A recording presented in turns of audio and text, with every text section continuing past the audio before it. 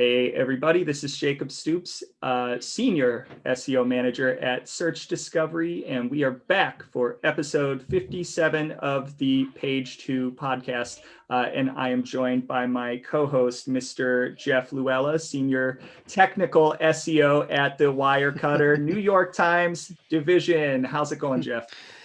It's going well. Hey, howdy, hey. Hey, howdy, hey. How was Thanksgiving? That was amazing. I fried a turkey for the first time. Didn't mess it up. You didn't burn And your house down. no, and it tasted delicious.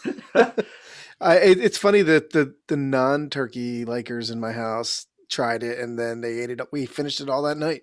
So it was Nice. great. Yeah, we our family. So small gatherings. Usually, it's like large family gatherings. My wife is Italian, which means like 30 or 40 people all cram into the house during holidays. And this year, it was just close family. In some cases, with those that we have not seen regularly, masked up, following protocols, trying to stay healthy. One interesting thing that we did for those people out there that love the show Friends, that remember the Turkey Bowl, we started an annual tradition with my family and my two neighbors who we've been kind of in the bubble with since quarantine kind of started and COVID kind of really kicked off in March. We did what's called the Turkey Bowl. So we got together, parents and kids, and played a backyard football game. It was very fun, very muddy, very wholesome. And I can promise that I only trucked one or two kids. Nice. And I say that jokingly, but I definitely accidentally did truck a 7-year-old. Yeah. He's okay, and a 7-year-old girl, so she's okay. It was just a classic situation of wrong place, wrong time, and I tried to, as I was running over her, I tried to lay her down gently so that she didn't get hurt, because there was just no avoiding it. Anyways, so we have a very, very special guest today, and we'll bring her in. I'm sure you've heard her voice in the background. Amanda Jordan. Amanda, how's it going? It's going great. Thank you for having me. We are very, very excited to talk about your background, and we have got a lot of stuff to talk about today. So, in last season, we regularly talked about the news, and we kind of did away with that this season because, believe it or not, news doesn't break on a weekly basis in SEO unless you're really digging for things. So it just kind of devolved into me just yelling about things that probably really didn't matter in the grand scheme of things. Well, today, I think we've got some stuff to actually talk about and yell about. Yep. So we're going to get into that in the second section. And before we get into Amanda's background, we've got just a couple of things. So number one, if you haven't heard this podcast before, it's still kind of a small niche, but growing audience. And we're definitely appreciative of everybody that we do have. This podcast is a little bit different. And while it does focus on knowledge sharing, that's not the primary focus. We do talk about our experiences. Jeff and I have a lot of experience. We've been doing this for a while, seen a little bit of everything. And the guests that we bring on also have a lot of real world SEO experience. And we definitely talk about that. That being said, the reason I started the podcast now almost 3 years ago was to tell the stories, right? To talk about the people behind the SEO, to talk about what SEO is really like behind the scenes, to commiserate a little bit with each other, and to kind of just share what it's like kind of on the ground, the trials, the tribulations, the successes, the failures, and to really kind of get into that side of things. So that is what we are going to do today. The other thing, and I'm really glad to have Amanda on because there's probably nobody better to talk about this, is Search United, I'm sorry, I always get it backwards. United Search, and we've been doing a live read for the last couple of weeks, and I want to continue that. So we're going to do that now so that the people listening can get an understanding of what's going on at United Search. So here we go. Are you looking to break into SEO conference speaking but not sure how? Are you feeling that you are not well represented within the current speaking circuit and want to change that? We at the Page 2 podcast would like to take the opportunity to let users know about United Search, a new organization and first of its kind SEO speaker accelerator dedicated to ending the implicit bias in SEO that keeps BIPOC, LGBTQIA+, and women in the margins of our industry. Their credo, diverse SEO equals better SEO. United Search offers mentoring advice from people with real-world practical SEO experiences in order to give students the skills they need to be able to deliver an amazing presentation on any stage and network they need to land gigs, all at no cost to the student. That's huge. How does it work? Pretty simple. United Search connects a cohort of the best pitches they can source with the top mentors in their subject matter. After working with their mentors to develop their talk, they will host a live stream event where students get to present to SEO experts and receive positive, constructive feedback.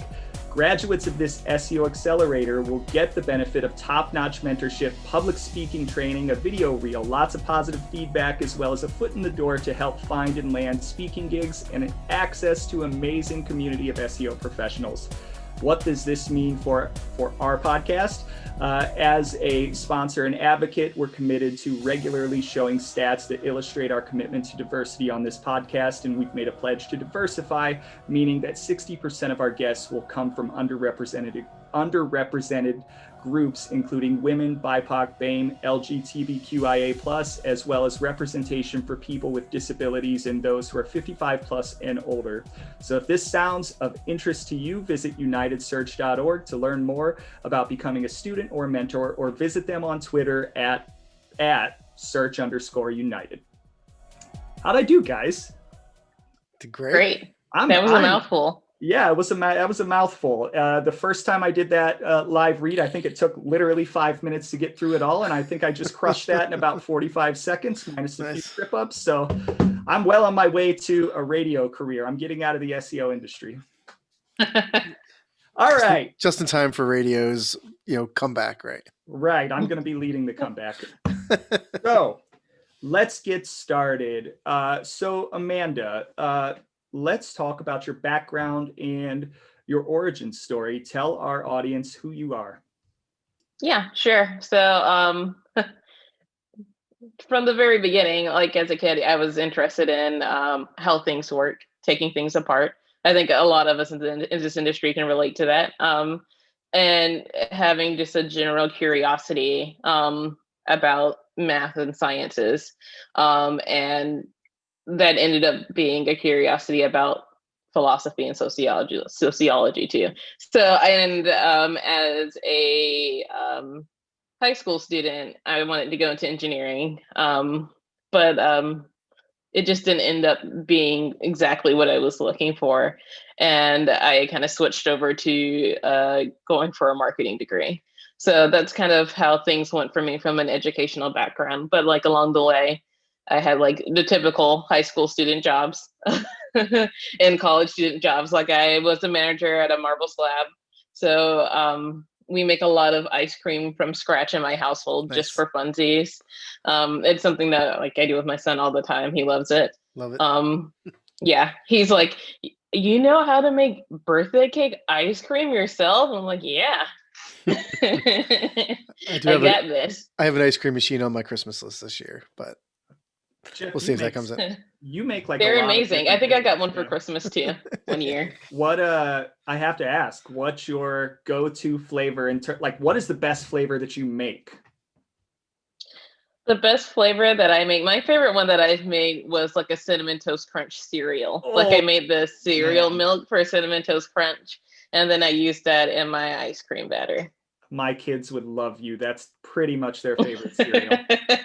That's amazing. Yeah, amazing. And there's nothing quite as good. And I love ice cream, but there's nothing quite as good as somebody's homemade ice cream or sherbet. Oh yeah, whatever you like. That's awesome. All right, so what other, I guess I have to ask, besides working at an ice cream shop, what other odd jobs did you have? I know Jeff and I had quite a few. I worked at KFC when I was in high school. I worked at Sonic. I was one of the people going around on the skates. I hated that so much. I feel like that's a great place for every like teenager to start, because it'll make them never want to work in public service like ever again. Like put them on skates and put them on a hilly surface. Like our Sonic was downhill. Like so, and you're on skates. No. It was terrible. It was terrible. But I knew that I was destined for more once I had that experience. Like never again. So yeah. Those are really most of my odd jobs. I just always had a fascination with electronics. I think video games are really what got me interested in computers and things like that in general. I was fortunate enough to have an older brother. My brother's 8 years older than me. So like through him, I like started up with like their original Nintendo. I've played almost pretty much every console that's come out since then. Yeah, I owned or played either. Like, yeah, it's insane. But yeah, like just problem solving that you learn from playing video games, and the interest in figuring out how things work, and the human part of that too is really interesting to me. And that's why I think engineering wasn't a good fit for me, because it misses really the human part of it.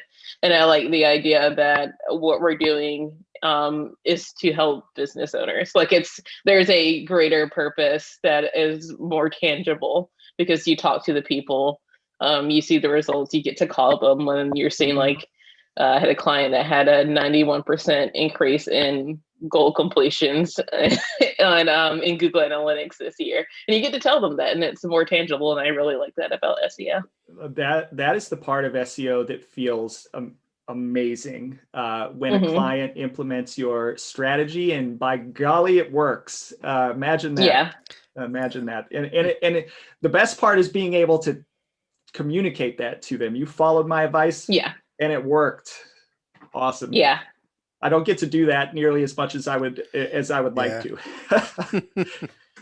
Oh my gosh. So original Nintendo, and you've sidetracked me, because my son is he's turning into quite the little gamer. He's 7. And I have been trying to introduce him slowly. So I came up in the 80s and 90s, of course, original Nintendo, then Super Nintendo, Sega, Atari, kind of all of the original platforms.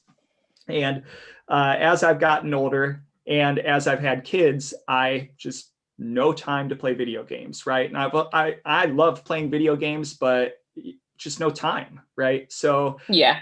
Slowly but surely, these last couple of years, I've been reintroducing it and taking my previous passion for video gaming and transitioning it to my kids. And with my son, I started him. You can still get a classic Nintendo. Now it's like this big, but you can still get it, and it comes preloaded with I don't know, like 30 or 40 games, depending on where you get it from.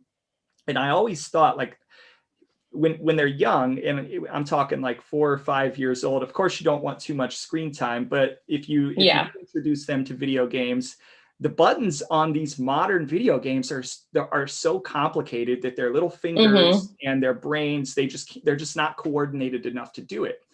But what they are coordinated enough to do is mash the 2 little buttons on Nintendo. And so that's how I started my son. So my son got his start in video gaming about 2 years ago on Nintendo. And fast forward 2 years, now he's playing PlayStation, and of course asking for PS4, PS5. He's like, we're already starting to get into the really expensive Christmas gift territory. So I'm also questioning, why did I do that to myself? But at the same time, I love it, because he's advanced. He loves video games, and it's opened up a lot of creativity for him. And honestly, there's a little bit of coordination that goes along with playing. Oh, definitely. Yeah, my son is 7 too, and I was like, a huge improvement from one day to the next in his video game abilities. Like my husband tried to start him off, like he's played Mario Kart, and things like that on my Nintendo Switch. But he hadn't played like a game really on like with the 2 joystick controllers, the more modern controllers. So he was it was hard for him to figure out how to turn around and walk and stuff at the same time. And we started him off with this like Mario 64 like rip-off game that we found. And like within a day he was able to like figure out how to move around in Halo like that quickly. It's like, that's insane. It's like it almost like justifies the fact that I'm letting you spend so much time playing video games. I'm building the neural pathways in your brain. That's how I justify it. Like it's actually building more connections in his brain for now, until it does the opposite. But for now, it's a really helpful thing for him, and it's great, and it's something that we bond with him over, because my husband and I, we're like huge gamers. We have already gotten the Xbox Series X. We're working on trying to get the PlayStation 5. Oh, both. Not either or. Wow. That's awesome. Yeah. Oh no, we have 2 PlayStation 4s and 2 Xbox Ones and a Nintendo Switch right now, and 2 Stadias. Like we're like hardcore gamers. Wow. Yeah. That's no joke. I'm sure like each one do you cross play on the different devices? And I guess what I mean by that is like, is one PS4 yours and one your husband's or your son's or something like that, for example?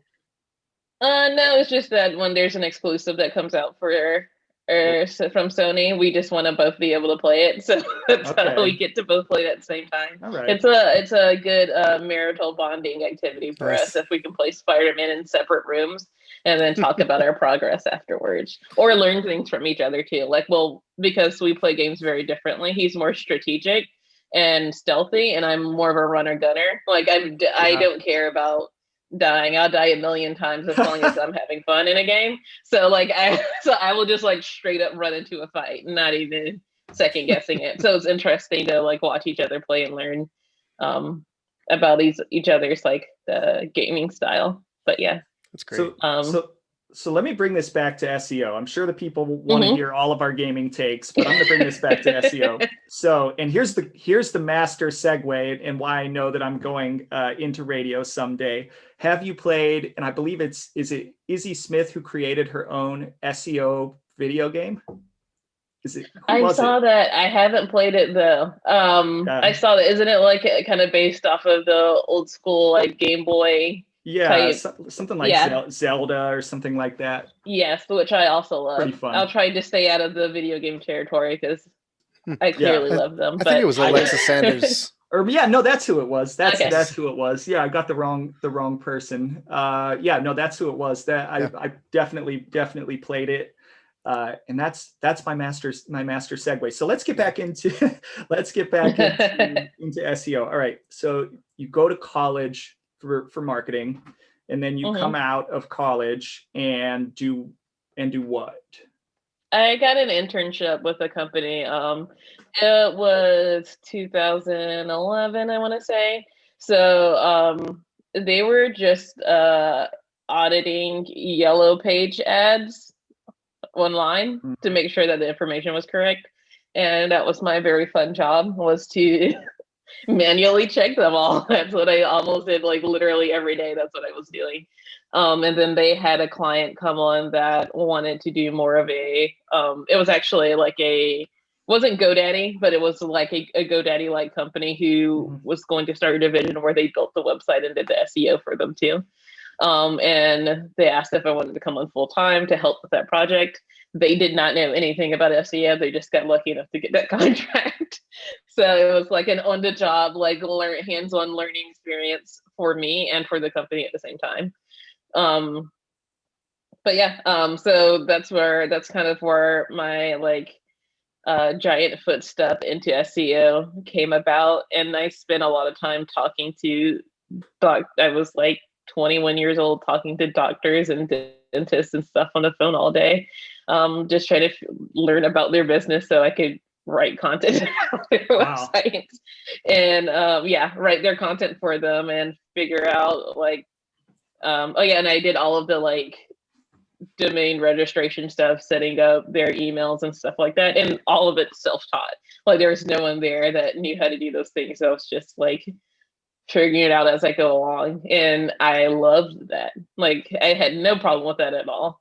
I would do that every single day of my life if I could, figuring out a problem for myself. Mhm. That's my favorite thing to do.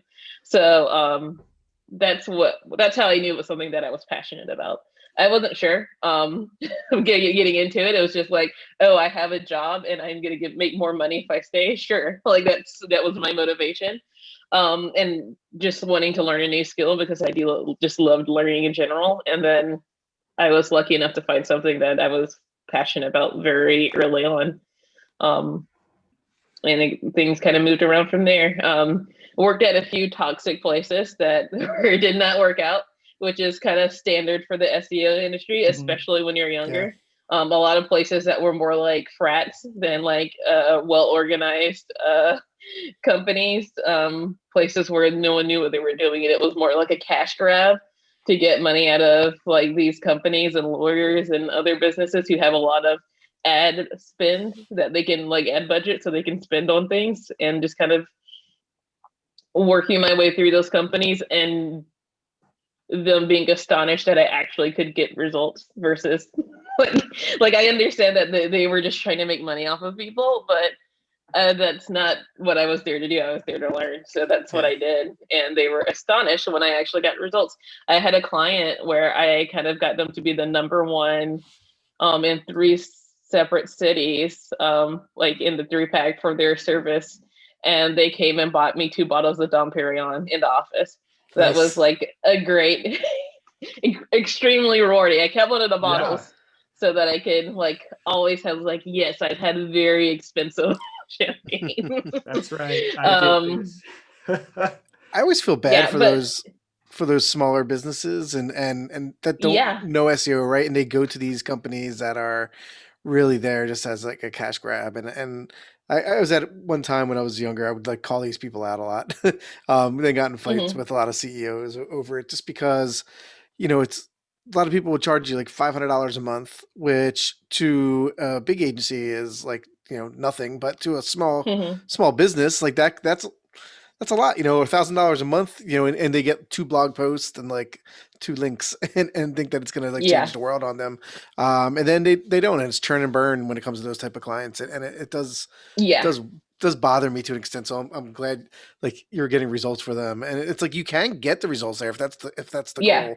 But if the goal is just to suck $500 out like every month, that's Yeah. I feel bad for those smaller businesses because they don't know. They're just like Yeah. They don't. they're an expert in their field. They have no idea how to make their website better. And Yeah, Yeah. it sometimes it reminds me, if y'all have ever seen the movie The Wolf of Wall Street, it's just Hmm. sometimes I feel like it's just about figuring out how to take their money and put it in my pocket, and not me, specifically, but when you're at an agency, it can be like that. And a lot of times the people actually doing the work are not the ones selling the work, and Yeah. because of that, there are times where there are huge disconnects. Now I am, Hmm. um, with search discovery, thank goodness I'm a lot more involved in the business development process. And not saying that salespeople aren't ethical. I think our search discovery, and Jeff, you've been here for a long time, or were there for a long time. Pretty ethical people, but at the same time, also, they're always working deals, and I wouldn't expect them to be able to understand all of the ins and outs of right. everything that we do, Yeah. but it's also their job to sell that type of work. And sometimes, um, they in it's just sometimes they come to you with weird situations, and there have been Hmm. times here and at other places where, and I think I take this as a badge of honor. It's not that I don't want to work with people, but there are times where they bring something to me and I'm like, that just, I try to put myself in the shoes of the business owner, in some cases, who has a lot of money to spend, in other cases, not a lot of money to spend, or the business is failing and they're counting on SEO to save it.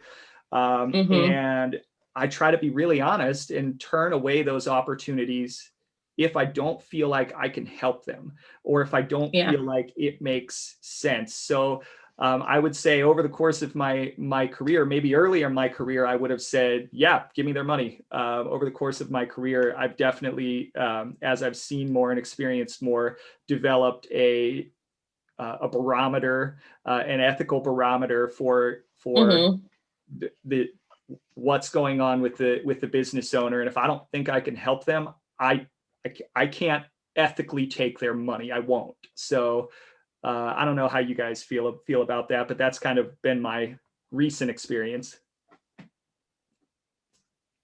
Yeah, ethics has become extremely important to me after working at places where I saw where it was kind of like a churn and burn with employees and with clients. And just knowing that there's something wrong with that. Even like I worked at places where I was treated extremely well because my clients were happy because I was actually doing the work, and it's because I already had prior experience. They would hire other people with no prior experience, and then it kind of expected them to figure it out, and they didn't have any business processes set up to support those new employees. So kind of things just didn't work out for them, and I was kind of like teacher's pet. I have no other way to put it. But despite that, I still left. Like it is like you can treat me great. You can give me lots of bonuses, but if I see other people being mistreated, and if I see our clients being mistreated, I'm not gonna stay. I think companies have a really hard time understanding how to keep top talent, especially when they're doing things in ways that are unethical. Absolutely, and I want to caveat.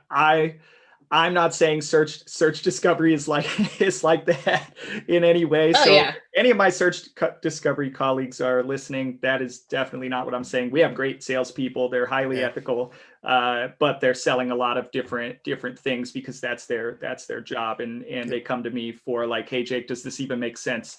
And in past places that I was at, not always the case. Definitely I think the bigger the agency, the more the disconnect between sales and the workers, right? So it's being at that mid-size to smaller size, I think you definitely have the ear of the salespeople a lot more. So So Amanda, how did you get to Locomotive?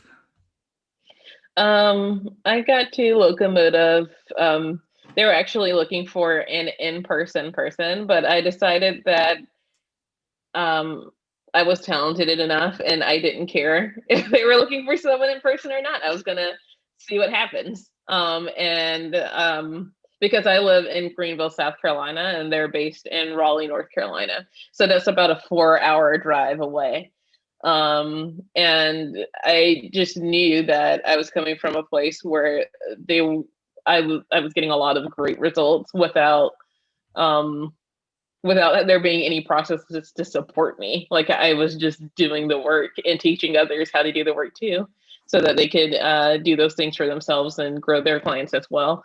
So I was very confident in my ability. And I just kind of came in and I got an offer same day. Wow. I drove up there and I drove back home with a new job. It was that quick. That's a good drive.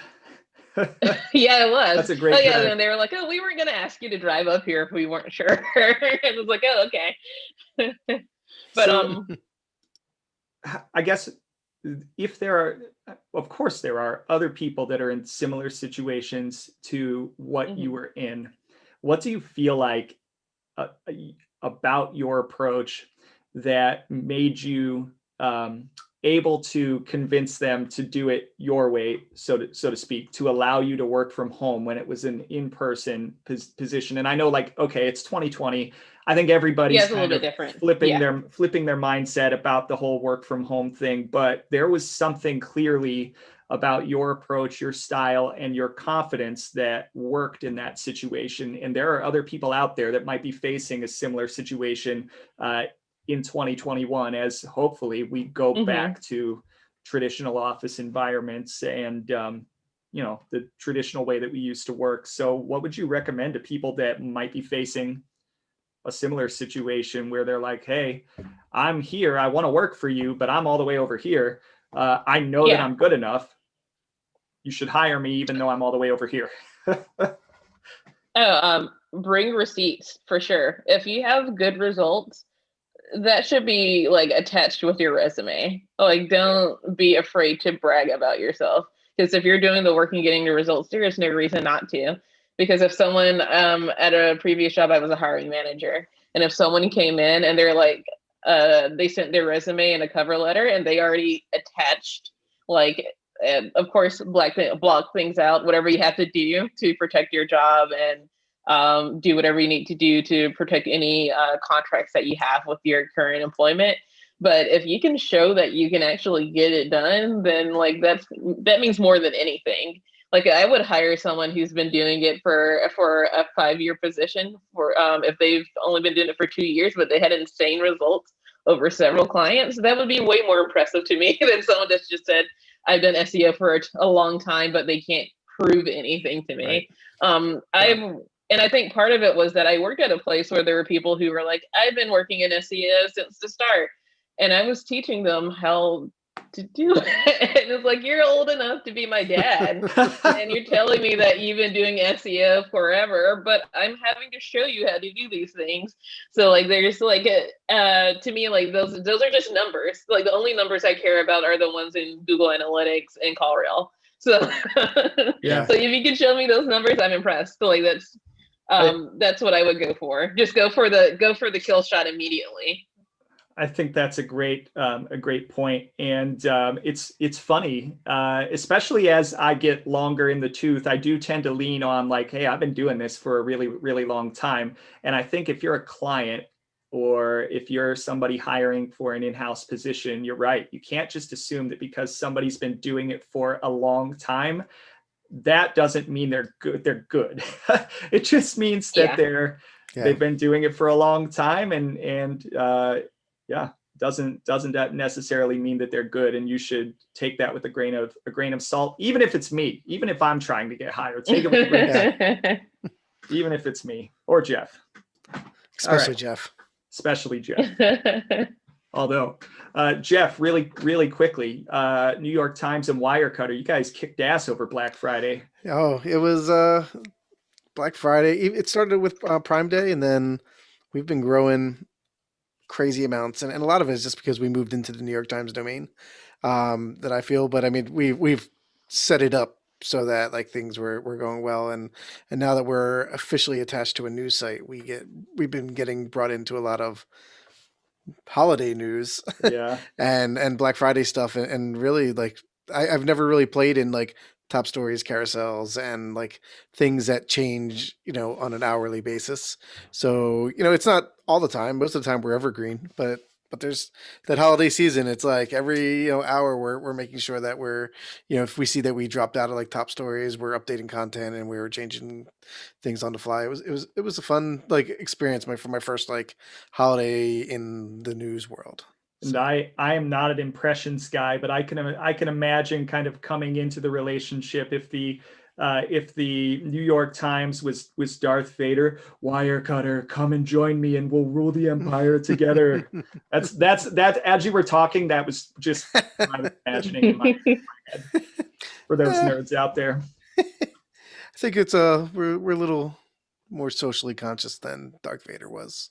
So yeah, he doesn't give a shit about anything.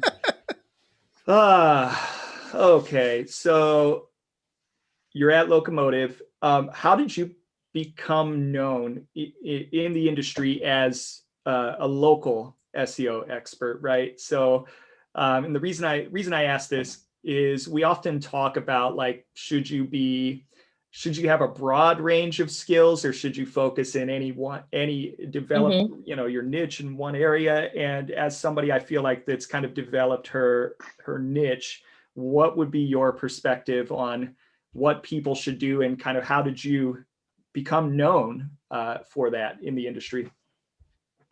So mine is based on the type of clients I had the most experience with, and just from the very beginning when I was like auditing yellow book ads local, when I started working with those doctors at that internship to help with their websites, that was still local based.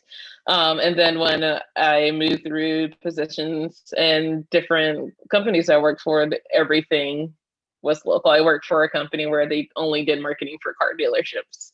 I worked for a company where almost all of our clients were lawyers. So that kind of just, everything that I did was so local faced. And content is extremely important, but it just didn't do it for me. It just wasn't, I think, dynamic enough for me. I preferred the more general parts of it, of SEO, and then just having so much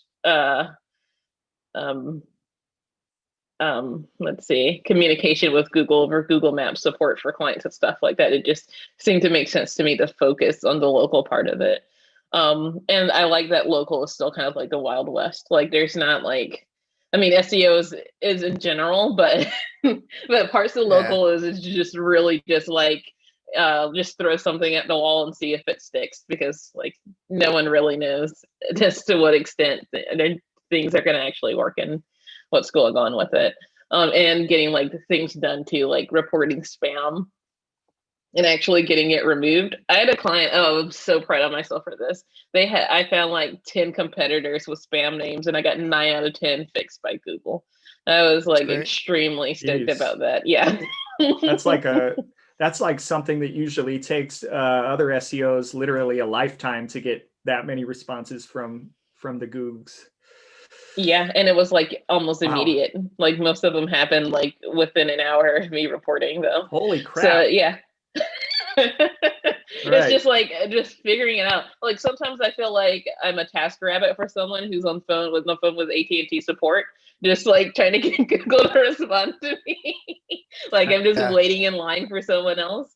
But other times it can be really rewarding because of how difficult it is to get responses to things. But yeah, that's kind of how just because everything I did was so local focused, I think I could have either gone local or content, but I just like a lot of the dynamic parts of local, and that's what kind of forced me into that direction. How I really started making a name for myself is that I work with a really, really talented technical SEO. He's the senior technical director at Locomotive, JR Oaks. And when I interviewed, he said, "You need to get on Twitter." And I was like, okay. I'm avoiding Twitter because like I don't want all of the negative things that come along with being a woman on Twitter and being vocal. But I decided to do it anyway. And like my speaking engagements, the network I built, all because I followed that advice and got on Twitter. So yeah, he's helped me out a lot with just that one thing. Like, never mind all the things that he's taught me while working at Locomotive, but just like, yeah, he helped me out a lot by just making that one recommendation during my interview that I took to heart and actually did that same day. So yeah. Yeah. JR, man, he's Page 2 podcast alum. We're making our way through the industry. JR is one of the nicest people I think we've ever talked to. Yeah. But also, like, he might be one. If I had to line up all of our guests and say, here's rankings in terms of like level of smarts, he might be. I mean, he's building his own internet. He might be the smartest. And again, that's like, there's no scientific way to measure that other than what I see him posting. And every time I see him post, it's major imposter syndrome on my part, because I'm like, I can't build my own internet. I don't know how. He's one of my favorite people. Yeah. Really, for really sure. Nice guy. So, he's taught me. I can't even begin to explain how much he's taught me and has helped me grow. And I can't begin to explain how huge of a compliment it is when he says that I did something extremely well, or he talks me up in front of people. Like, I was like, oh my goodness, JR thinks I'm smart. Like, yes. That sounds like a t-shirt that should be made.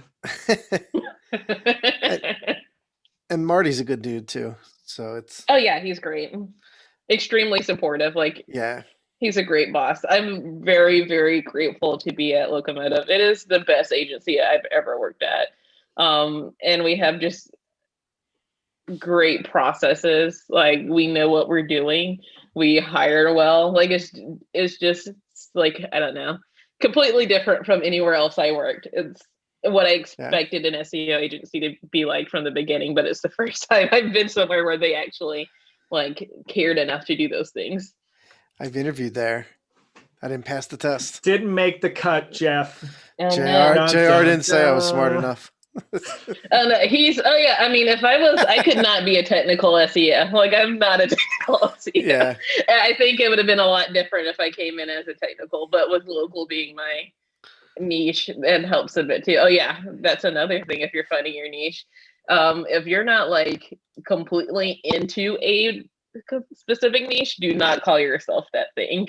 I don't think, if you're not really a technical SEO, do not call yourself a technical SEO. Yeah. That is a quick way to get found out during an interview or any other process, or like even if you already work there and you're like, oh, I know about these things, and you're helping.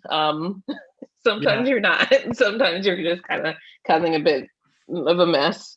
Yeah, there's a certain segment of the industry that I've run up against that is very fake it until you make it, and I am not one of those people. And I will say, I agree. Like, if you try to say you're something you're not, you're going to get called to the carpet.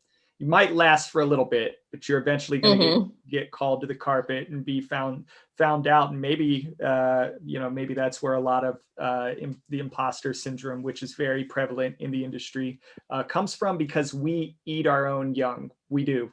Especially SEO Twitter. That's a crazy, crazy place. So I want to move on in just a second to the core episode topic, which we're going to talk about the news. But I did, want to make sure we make mention of a couple of things. So I want to talk about diversity and representation. And I'd love, if you could provide kind of a, maybe a little bit of behind the scenes perspective with what you guys are doing at United Search. And I know you're also big into the Women in Tech SEO group, which is doing amazing, amazing things. I know you've got a session coming up if you want to plug that. Yep. So let's talk a little bit about that before we move into the news. Sure. So I do not see myself in this industry at all. I think what's helped me is being adaptable and flexible. And that shouldn't be necessary. And that's one of the things that we're trying to work with in the United Search is like, we shouldn't have to be so adaptable and flexible because we're not white straight males. We should be able to find a voice in the industry and be considered for speaking engagements and have our ideas heard just as much as anyone else's. And especially if there's been people who've applied to our program that have been doing SEO for like 7 years and they've never spoken. And to me, that is a tragedy, because this is someone who wants to speak, who is knowledgeable, who showed us that they can get results. Like, that's part of our process to even be considered. And they haven't had an opportunity to speak yet. And I feel like that's a crime, like shame on our industry for letting that happen. Because this is someone who knows things that we probably don't know. Anyone who's been in the industry for a while knows something that I don't know. And I would love to learn from that person. I want to make sure that all of those voices get heard. So we're just trying to make a place for people who haven't had opportunities to speak in the past, who are hands-on SEOs, who have actual experience doing the work, giving them a place and a platform so they can get the mentorship, so they can understand how to build their brand, and so that they can speak publicly and be considered for other engagements with conferences and stuff in the future. And we have the goal of also keeping these conferences engagements accountable for making sure that they are being diverse. Like, if it's great to say that you support what we're doing, but it's a whole nother thing to actually actively choose people of color and women and LGBTQIA plus community members and people over 55 and parents and people with disabilities to speak at your conferences. Like, there's two completely different things. Like, I don't want to see a Black Lives Matter Black profile square on your page. I want you to do something about it. And I find it ironic that and we talk about this a lot, and I would say in the first season, it was something that, because I was solo, it was something that I felt very important about, but I was more behind the scenes, right? I didn't talk about it.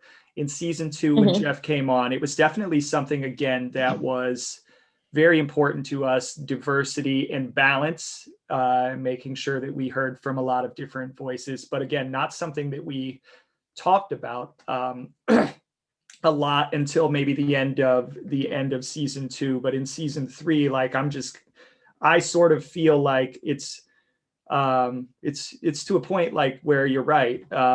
We can support it silently behind the scenes, or we can actually talk about it and attempt to do something. Definitely, obviously, haven't done as much as you've done, and I am finding it ironic that as we're talking about it, Jeff and I are two white middle-aged males talking about this. So as the representatives for that group of people, what can, and especially, like, Jeff and I are not confrontational, so, like, what can we do, or what can people like us do to make sure that there is more representation and diversity? Yeah. So, like, I understand the not being confrontational. I'm married to a middle-aged white man who is not confrontational. But he married me, so he's learning to be confrontational because I am. And Right. we have, like, a son who doesn't have a choice but to be confrontational in his very existence. So that's how I think of it. And I want other people to think of it too. My existence in itself is confrontational to some people. Like, I don't have to do anything. I don't have to say anything. Just the fact that my skin is a certain color and that I pee a certain way is enough for some people to consider me confrontational. And to me, that is, like, one of the biggest signs of privilege, is that you don't have to, that you don't feel any type of threat from your existence in itself. Because, like, we do. And I think the best thing that you can do is call out other people like you that you see doing things and saying things that they shouldn't be. It's okay to be uncomfortable. It's okay to be called someone who is, like, I don't know, fake woke or whatever. I don't, like, to me, those labels mean nothing. Like, being called fake woke is nothing compared to, like, what you're being called if you're a Muslim in this country, or a woman in this country, or, like, if that's all they can throw at you, then, like, I don't know if we're allowed to curse in this podcast, but Sure. Please, no. fuck them. Like, fuck them. I really don't. Exactly. There are very few people that actually care about the opinions that they have. And those are people that love me. So if they're not someone that's close to me, I don't give two shits what they think about what I say or what I do. Yeah. So that's how I don't know how to not be confrontational. In other words, I'm sorry, I don't have any advice for you, because I have no problem getting in someone's face if they're being incorrect. If they're factually incorrect in their views and their ethics, then I have no problem telling them that. And I'm raising my son to be the same way. Like, he knows right from wrong, and he's okay to tell someone when they're wrong. He's not afraid of that. And I hope more people grow up with the courage to do that and call people out on their bullshit, because they need it. That's the only way things get better. Yeah. You hear that, Jeff? Yes. You got to start being more confrontational. No, I'm being totally facetious. I also, it's definitely, I tend to stay away from, especially on Twitter and SEO Twitter, because that's, I feel like, the main place where SEOs tend to communicate. I tend to stay away from any level of drama, and I know that there are certainly other people that don't.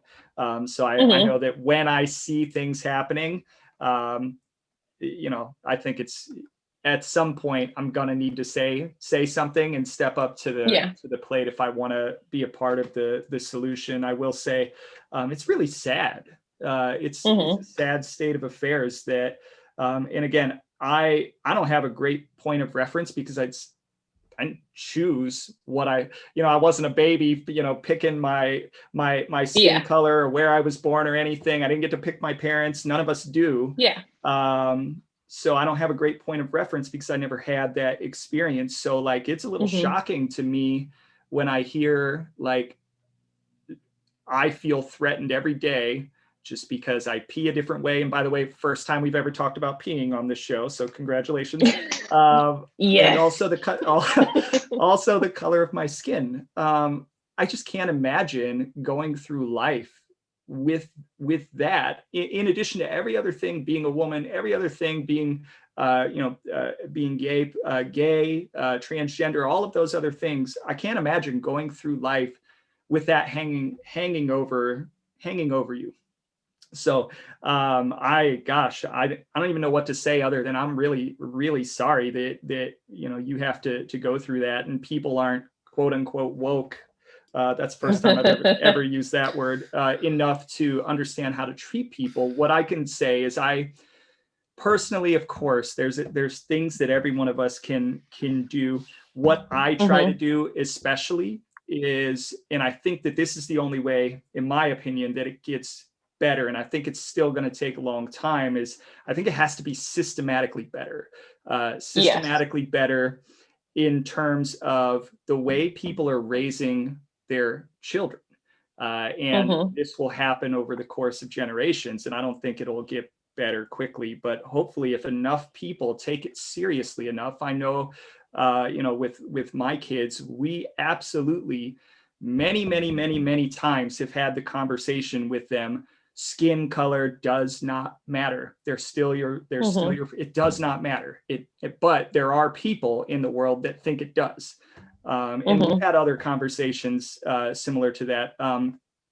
My brother is gay, and of course, being somebody that comes from rural Ohio, you can about imagine how that went over in my family. And Yeah. we're at the point where my son is, because my brother has a boyfriend, my son, they're starting to be around each other more, and we're having to kind of address, like, hey, why are two boys holding hands, as an example, because like, when you're growing up in society, like that's quote unquote not the norm, and we're as parents trying to normalize that for him and explain it is okay.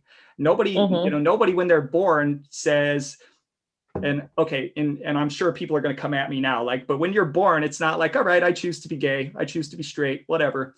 You are what you are. At least that's my opinion. Yeah. Like, you don't make it. It's just you're born and you are what you are, and you didn't make a choice.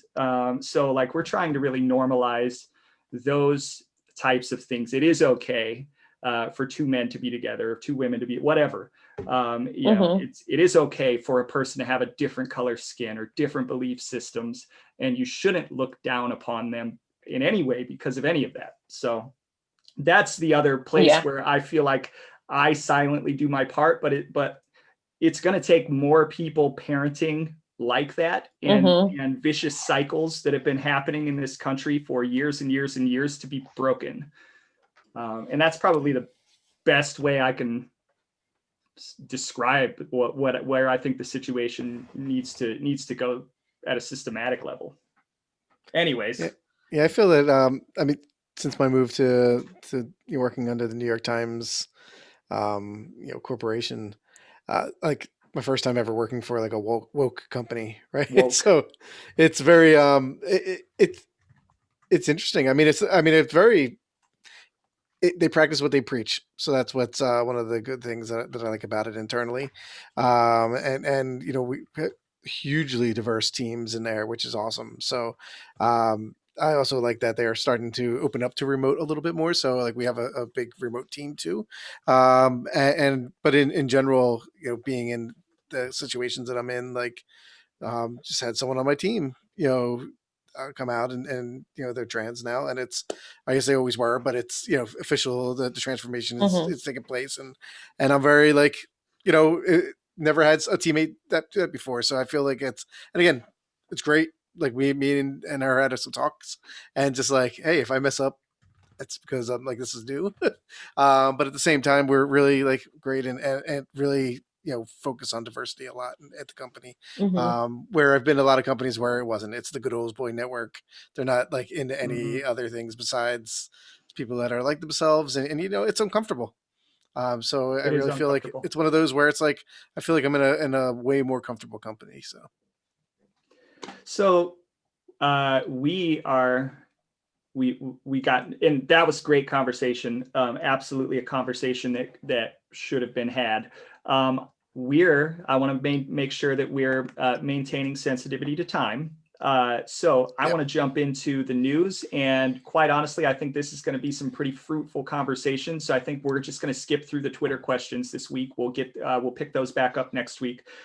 Let's talk about the news, because there is definitely some news to talk about, and I definitely want to yell about some things.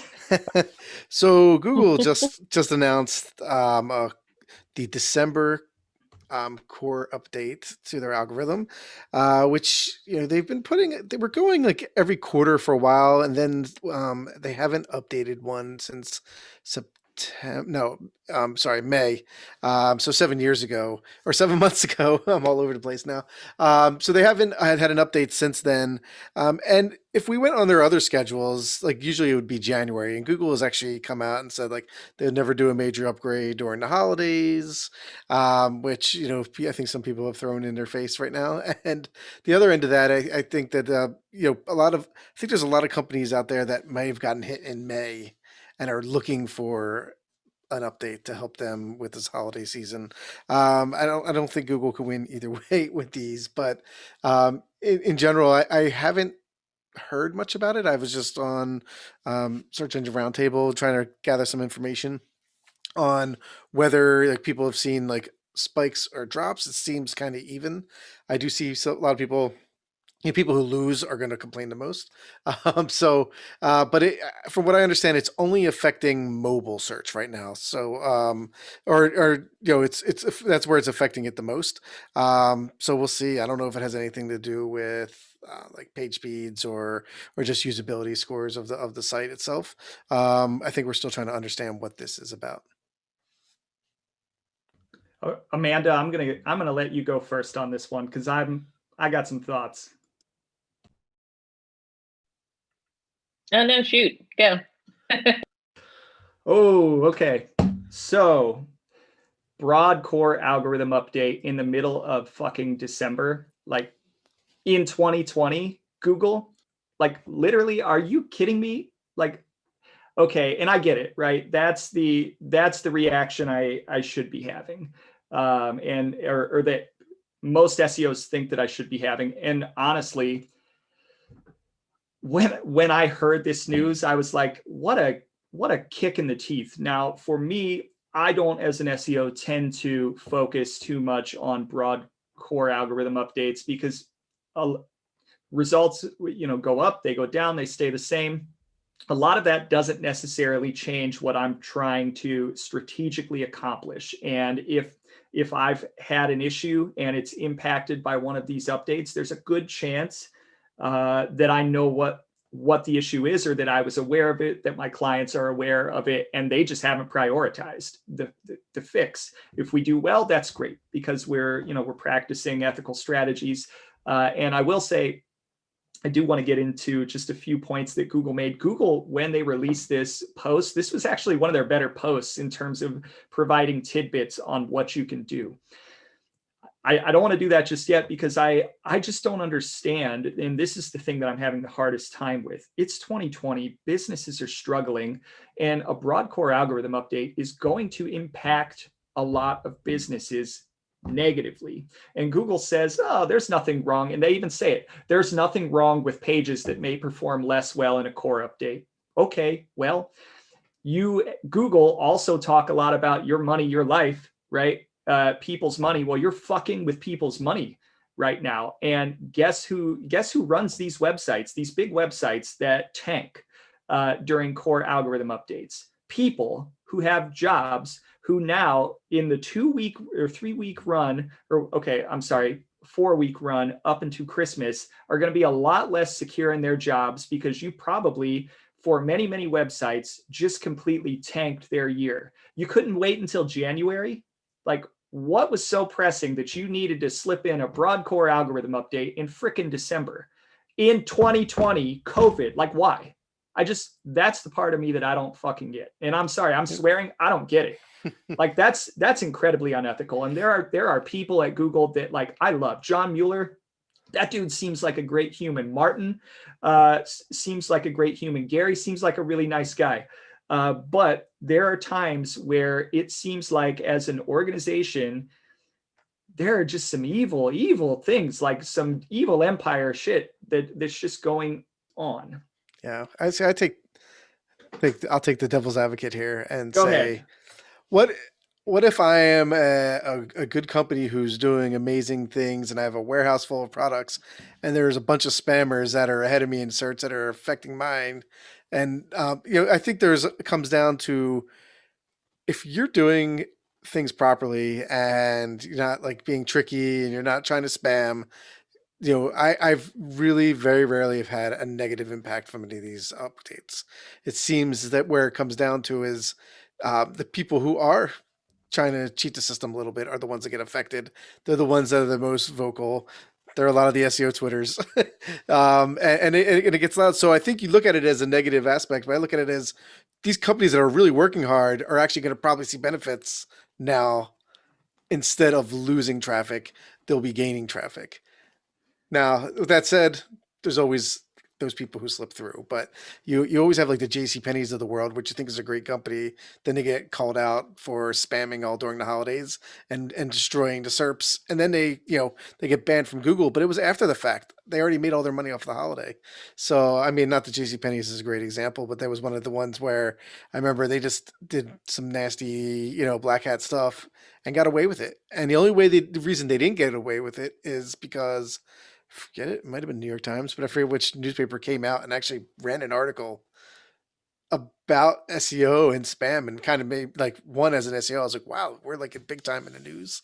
But it was more of, I think it was little black dresses or something like that, where JCPenney was just crushing it. And it was all because of their backlink schemes that they did. Damn it, Jeff! You did the good cop, bad cop routine on me. How dare you come at me with a Yeah. well-reasoned Now, argument? Bing. No, I'm kidding. Yeah.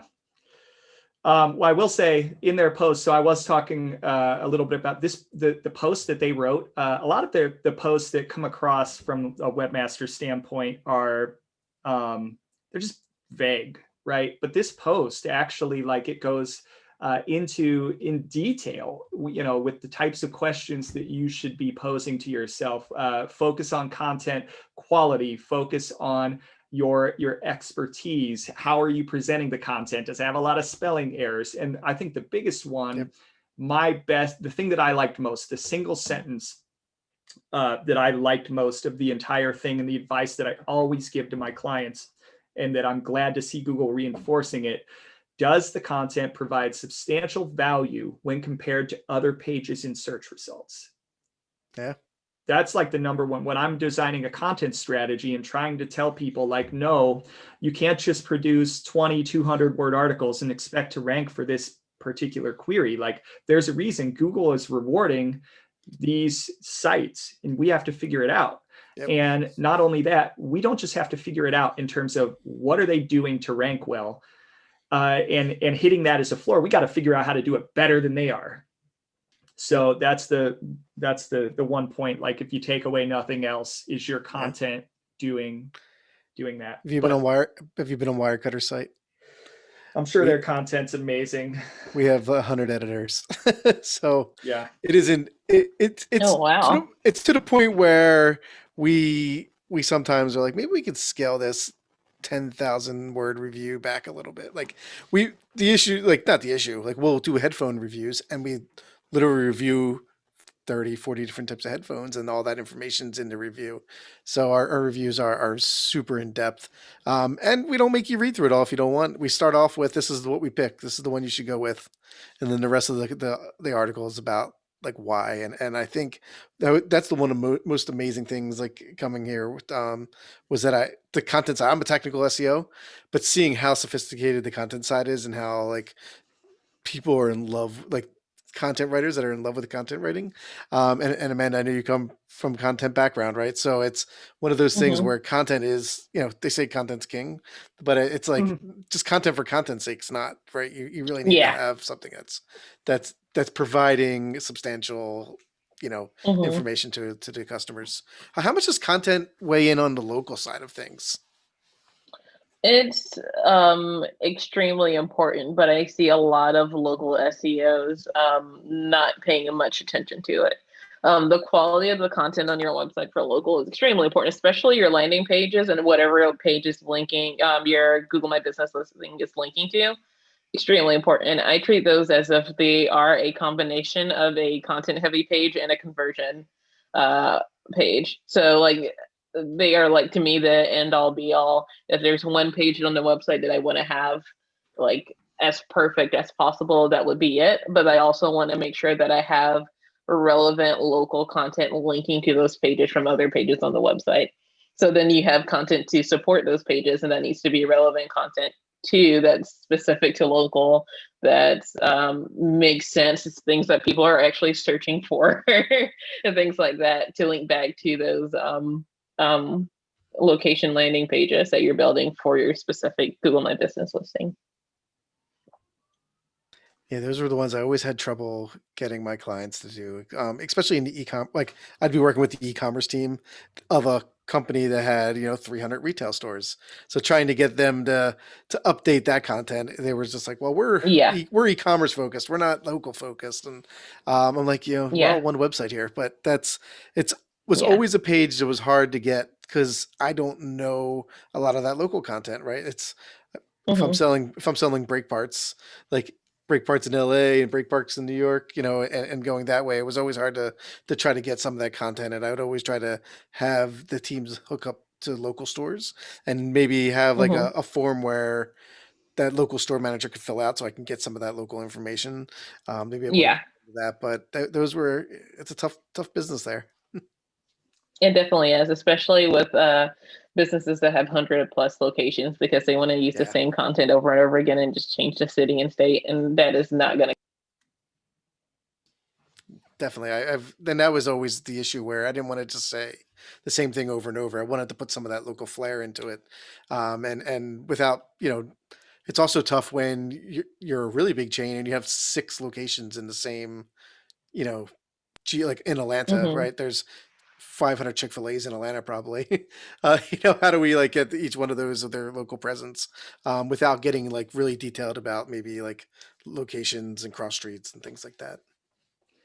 So I would love to cover the core Web Vitals stuff, but and it's totally my fault. I took us off track, and also we're running up against a hard stop, so we want to make sure we send Amanda on her way and finish up the episode. So what we're going to do is we are going to move the Twitter questions to next week, and we are going to move the Core Web Vitals discussion. So if you don't know, Google released some more information on Core Web Vitals. There's a post up on Search Engine Roundtable about it with a lot of FAQs. I highly suggest that you read them. Probably the most important one coming out of it is the announcement that it, at least initially, is only going to affect mobile results. Now, what I've told my clients is just because it's only impacting mobile doesn't mean you should take it less seriously, because more than likely more than 50% of your traffic comes from mobile. And if you're a client who has received this communication, who then has to take it up the chain to justify things like site speed, getting into the development queue before May, maybe leave that out, that it's just mobile. Otherwise, people might tend to say, all right, it's not that important, right? But it really is. Okay, so Amanda, to end every episode, we always like to ask if somebody were getting into the industry today. Now, God bless them if they're picking 2020 to get into the SEO industry. But that being said, if somebody were getting into the industry today, what advice would you give them? Do what you can to get actual results as quick as possible, so you have something to show. That could be with your own website. That could be finding a small business to work with just to get your foot in the door and get some results. And also, go ahead and get on Twitter too. Yes, it is a clusterfuck, and it is like a mess, but it's also a really good resource to meet some really good people and network and get your foot in the door for speaking engagements and things like that too. And once you have gotten some experience and you're ready to do some public speaking, come find us at United Search. Yeah, and I would say we would not have been able to connect with all of the guests that we've had on our podcast, which has just been an outstandingly amazing list of people without Twitter. So for all of the ills of SEO Twitter, and believe me, there are plenty of times where I'd rather just not be reading the stuff that's on there. It is an amazing place, at least now. I don't know, 5 years from now, if Twitter is still going to be the place where SEOs connect, but right now, that is where a lot of SEOs seem to be connecting. And it is, for us, been a great way to meet a lot of people, as a way to ask them to come on our podcast. And if you're new to the industry, absolutely follow that advice. So Amanda, where can people find you? I am on Twitter at Amanda T. Jordan. That's probably the best place to find me. I'm always tweeting. And I have so come find me on Twitter. We can talk about SEO stuff or video games, either one. Or video games. Nice. Bring all the Mario references. That is still my favorite game. Still holds up over the test of time 40 years later. It I does. don't know. I just bought an Oculus, so we'll find out. Oh, cool. Is that the VR? Yeah, we got Okay. it. Well, the kids All right. don't know yet, but I bought it for me, but for the kids. They don't listen to the podcast, do they? No. Good. Though All right. they look at our numbers on YouTube, because my daughter's YouTube They're channel like, why are they so is beating low? us, and she's 10. Of course they are. Congratulations. Dun, dun, dun. All right, Amanda, thank you so much for joining us. This was a great conversation. And for those of you that are listening, have a good week. We record on Fridays, so we are heading into the weekend. But for those of you that are listening, we turn our editing around very, very quickly. So this episode will be live on Monday. So have a hell of a week. And go get it. I know this is, if you're at an agency, the busy season, so try not to go crazy. You're very close to your PTO. Just got to knock out a few more days and you're almost there. So everybody have a good one.